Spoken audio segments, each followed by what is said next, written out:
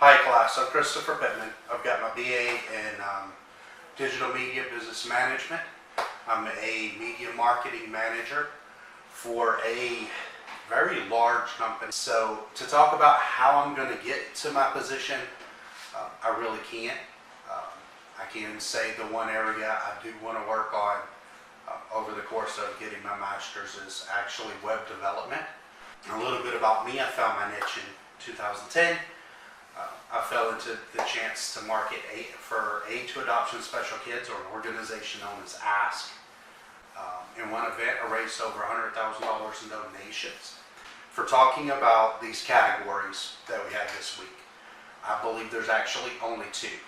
I'm going to talk about all five, and I'm going to talk about why I think there's only two. When you strip each of the examples down to their very basic components, you're going to get one of two things. Either it's a niche concept, right, with some other fluff in it, or it's returning to your origin story, something you did as a child that kind of developed further as you progressed into adulthood. So, with that said, let's look at the first one, returning to your origins. Okay, you were fascinated or good at something as a child, that became your life's path. Okay, we're given examples here, 4-year-old, a 9-year-old. It's clear if you look at the pattern there. Now for the second, finding your niche. We're given two examples underneath this. One of them loved science.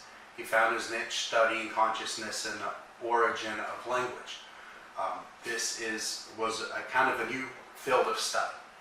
Okay, so it's a new thing, new field of study. That's where I'm going to classify that. The other was a tennis player. She kind of locked up during games. She kind of started a new field with sports robotics. Again, new concept, new thing, developed a new process. Okay, both of them did that. So going forward, we're going to look at, in these examples, is it something you were good at as a child, or did you develop a new field or a new thing? Okay, so that's our criteria for those two. Okay, because I feel that there's a lot of gradation and overlap between these five theories. So this is my approach to this. In number 3, avoiding the false path. Right, we're presented with Mozart. All right.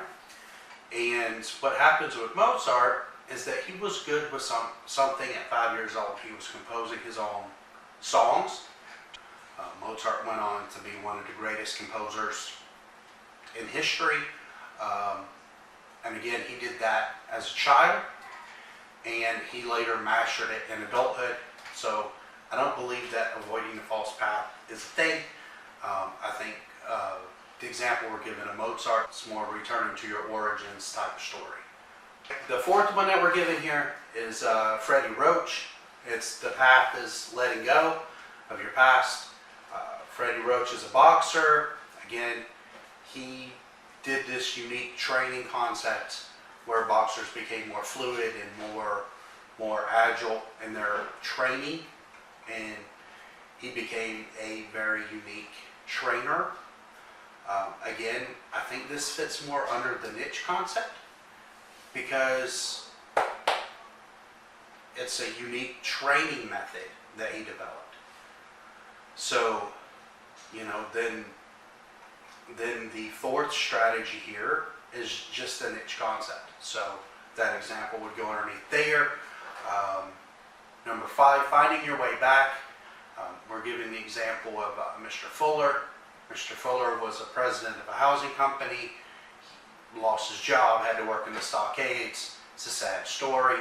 But at the end of the day, he developed new ideas, new products, new strategies for solving problems. So that becomes then a niche concept that should go back underneath the niche concept. Returning to your origins.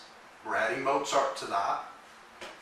And finding your niche, and we'll add the other two concepts underneath that, leaving us with just those two concepts.